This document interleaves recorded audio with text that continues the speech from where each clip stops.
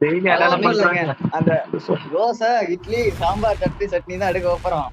அதாவது இப்ப வந்து சாம் தோசைன்னு சொன்னாருன்னா நீங்க நீங்க சட்னி சொல்லுங்கக்கா. எங்க சட்னி சொல்லுங்க பாப்பா. Chutney.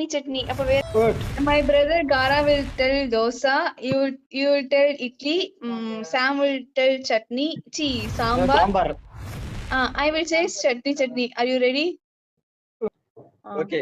தோசை, இட்லி, சாம்பார். சாம் நீங்க தான். மறந்துட்டியா?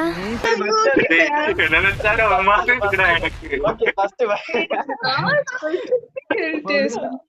சரி ஓகே. தோசை, இட்லி, சாம்பார். Chutney.